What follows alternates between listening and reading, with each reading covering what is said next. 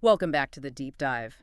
So we've both looked through the sources covering the 2025 NFL Draft, held up in Green Bay, April 24th to 26th. Right. And it really was pretty unique this year, Yeah, exactly. First time ever, all 32 teams actually had their original first-round picks. No trades beforehand, messing with that initial order. which, set things up for potentially Right.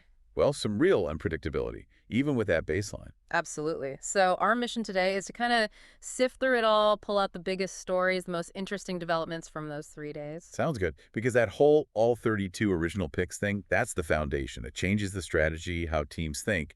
Right from pick number one, we saw, 257 players drafted? Yeah, 257. But the top of the draft felt especially shaped by that lack of early trading, wouldn't you say? Definitely. It maybe lessened the immediate pressure to wheel and deal right at the start. Teams could, theoretically, stick closer to their own boards.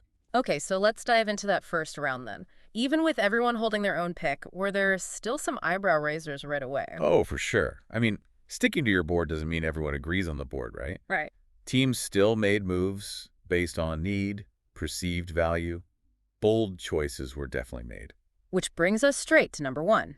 Tennessee Titans taking Cam Ward, the QB out of Miami. Seems like a clear signal they see him as the guy. Mm-hmm.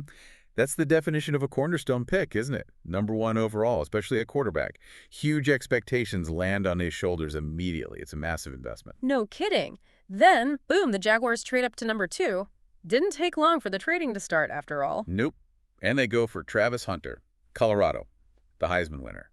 Plays wide receiver and corner. That's the wild part. How often do you see a true two-way player valued that highly? What's the strategy there? Well, think about the flexibility. It's like getting two premium athletes for one roster spot. Plus, the matchup problems you could create on both sides of the ball, that's potentially huge. Okay. And then the Giants at number three, they grab Abdul Carter, the defensive end from Penn State.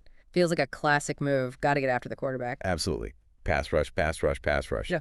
It just changes games in this league. If you can disrupt the QB consistently, you're in a much better position. Carter's expected to help him do that right away. Gotcha. Yeah. Let's talk about the story that really seemed to catch everyone off guard. Shutter Sanders. No. Projected by many as a first rounder, maybe even high first round. He slides and slides all the way to the fifth round.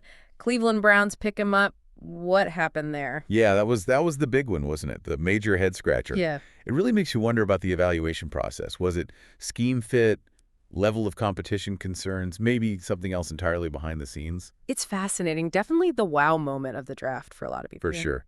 It's a reminder that all the mock drafts in the world, they don't always match up with what the teams are actually thinking. Right. But speaking of the Browns, they're getting some praise generally, right? Not just for snagging Sanders so late. Yeah, the consensus seems pretty positive for Cleveland. They appeared to, address several needs pretty strategically. Getting Sanders where they did adds incredible potential value and depth at QB, but Yeah. they made other solid picks too. And the Giants. Besides Carter, grabbing QB Jackson Dart later on also seems to be getting some positive reactions. Immediate impact potential. It looks like that was a theme for the Giants, yeah. Get guys who can push for playing time quickly. Dart, like Carter, seems to fit that mold. Fills a need, has the kind of profile that suggests he could compete sooner rather than later. Okay, different approach maybe from the Seahawks. Yeah. It sounds like they went for versatile linemen, and then Jalen Milroe at QB, more of a high upside, long-term project. Seems that way. Building through the trenches, the offensive and defensive lines, that's often a sign of building for sustainable success. Control the line of scrimmage. And Milroe, yeah, he's got tools, but might need time. Suggests they're thinking about the future QB spot without needing an immediate answer this year. Interesting contrast. Then you have the Pittsburgh Steelers facing some heat for not taking a quarterback earlier. Why is that seen as maybe a risky move? Well, it just highlights how critical that QB position is, right? If there's perceived uncertainty there, and you pass on potential options early, it raises questions about the team's direction and, their ceiling in the short term. It's always a balancing act. So the dust has settled on the draft itself. Now it's all about training camp, right? Seeing these guys actually hit the field. Exactly. The draft is just step one. Now comes the integration, the learning, the competition. It's where the real evaluation starts. Which guys hit the ground running? Who needs more time? Yeah, it's going to be fascinating to watch this 2025 draft, especially with that unique start and the Sanders slide. Yeah, It definitely delivered some drama, sets things up nicely for the season ahead. no doubt. Lots of interesting storylines to follow this summer and into the fall. So, thinking about all this, especially the unexpected stuff like Sanders dropping so far, it makes you think, doesn't it?